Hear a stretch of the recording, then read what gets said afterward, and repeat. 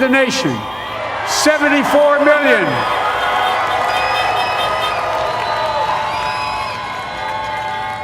What I must admit has surprised me. Tonight, we're seeing all over this nation, all cities and all parts of the country, indeed across the world, an outpouring of joy, of hope, renewed faith in tomorrow, bring a better day. And I'm humbled by the trust and confidence you've placed in me. I pledge to be a president who seeks not to divide, but unify, who doesn't see red states and blue states, only sees the United States, and work with all my heart, with the confidence of the whole people, to win the confidence of all of you. And for that is what America, I believe, is about. It's about people. And that's what our administration will be all about. I sought this office to restore the soul of America, to rebuild the backbone of this nation, the middle class, and to make America respected around the world again, and to unite us here at home. It's the honor of my lifetime that so many millions of Americans have voted for that vision. And now, the work of making that vision is real. It's a task, the task of our time. Folks, as I said many times before, I'm Jill's husband. And I would not be here without her love and tireless support of Jill, and my son, Hunter, and Ashley, my daughter, and all our grandchildren, and their spouses, and all our family. They're my heart. Jill's a mom, a military mom, an educator, and she has dedicated her life to education. But teaching isn't just what she does, it's who she is. For American educators, this is a great day for y'all. You're going to have one of your own in the White House. And Jill's going to make a great First Lady. I'm so proud of her.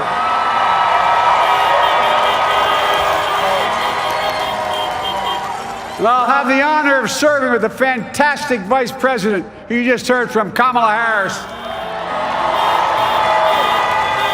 who makes history as the first woman, first black woman, the first woman from South Asian descent, the first daughter of an immigrant ever elected in this country.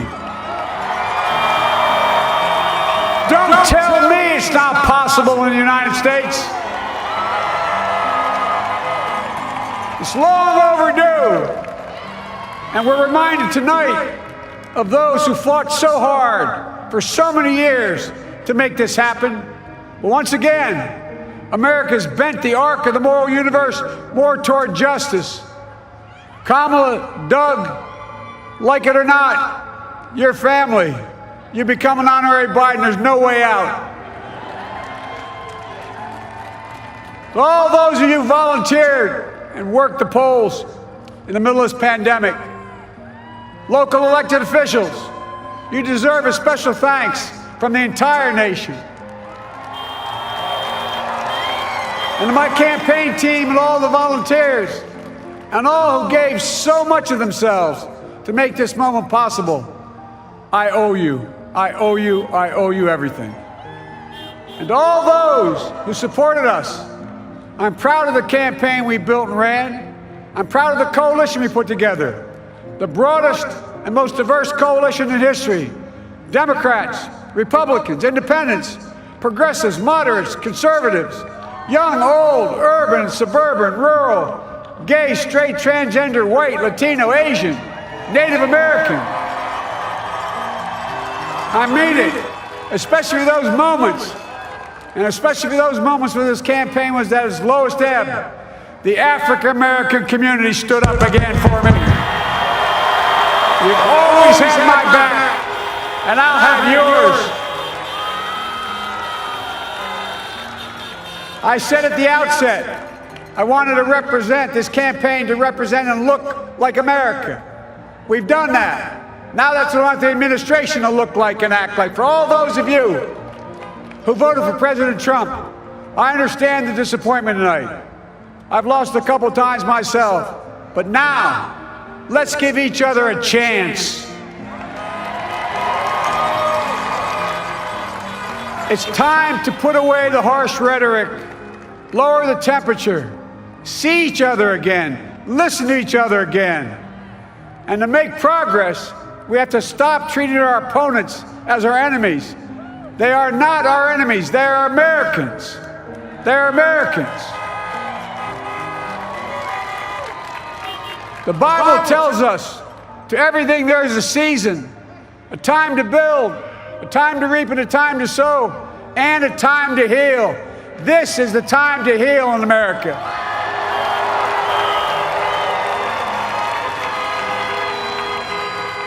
Now this campaign is over. What is the will of the people? What is our mandate? I believe it's this. Americans have called upon us to marshal the forces of decency, the forces of fairness, to marshal the forces of science and the forces of hope in the great battles of our time. The battle to control the virus, the battle to build prosperity, the battle to secure your family's health care, the battle to achieve racial justice and root out systemic racism in this country. And the battle to save our planet by getting climate under control. The battle to restore decency, defend democracy, and give everybody in this country a fair shot. That's all they're asking for, a fair shot. Folks, our work begins with getting COVID under control. We cannot repair the economy, restore our vitality, or relish life's most precious moments, hugging our grandchildren, our children, our birthdays, weddings, graduations, all the moments that matter most to us until we get it under control. On Monday, I will name a group of leading scientists and experts as transition advisors to help take the Biden-Harris COVID plan and convert it into an action blueprint that will start on January the 20th, 2021. That plan will be built on bedrock science. It will be constructed out of compassion, empathy, and concern. I will spare no effort, none, or any commitment to turn around this pandemic. Folks, I'm a proud Democrat, but I will govern as an American president. I'll work as hard for those who didn't vote for me as those who did. Let this grim era of demonization in America begin to end here and now.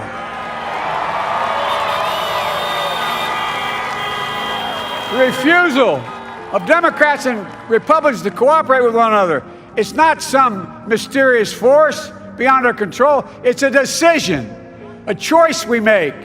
And if we can decide not to cooperate, then we can decide to cooperate.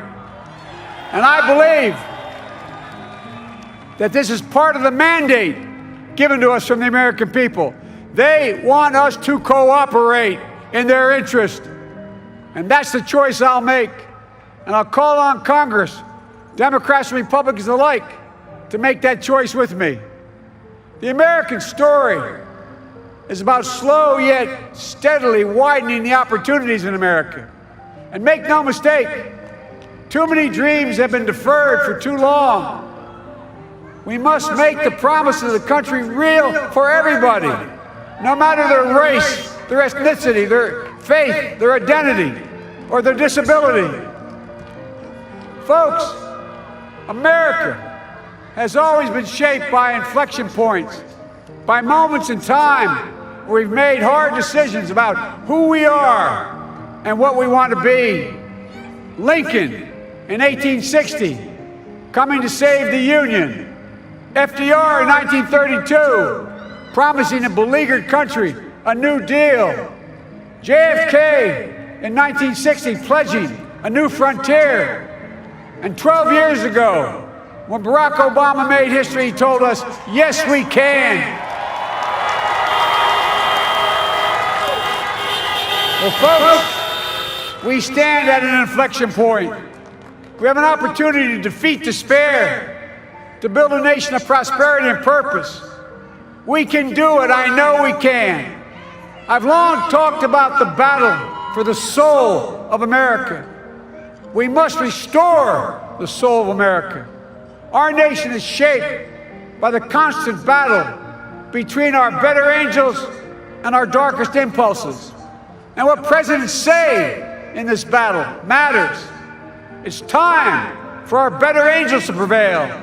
Tonight, the whole world is watching America. And I believe at our best, America is a beacon for the globe. We will lead not only by the example of our power, but by the power of our example. I've always believed, many of you heard me say it, I've always believed we can define America in one word: possibilities. That in America, everyone should be given an opportunity to go as far as their dreams and God-given ability will take them. You see, I believe in the possibilities of this country. We're always looking ahead to an America that's freer and more just, ahead to an America that creates jobs with dignity and respect, ahead of America that cures diseases like cancer and Alzheimer's, ahead to an America that never leaves anyone behind, ahead of America that never gives up, never gives in. This is a great nation. It's always been a bad bet to bet against America. We're a good people. This is the United States of America, and there's never been anything we've been not able to do when we've done it together. Folks, in the last days of the campaign, I began thinking about a hymn that means a lot to me and my family, particularly my deceased son, Bo. It captures the faith that sustains me and which I believe sustains America. And I hope it can provide some comfort and solace to 230,000 Americans who've lost a loved one to this terrible virus this year. My heart goes out to each and every one of you. Hopefully this hymn gives you solace as well. It goes like this: and he will raise you up on eagle's wings, bear you on the breath of dawn, and make you to shine like the sun, and hold you in the palm of his hand. And now together, on eagle's wings, we embark on the work that God and history have called upon us to do, with full hearts and steady hands, with faith in America and in each other, with love of country, a thirst for justice. Let us be the nation that we know we can be, a nation united, a nation strengthened, a nation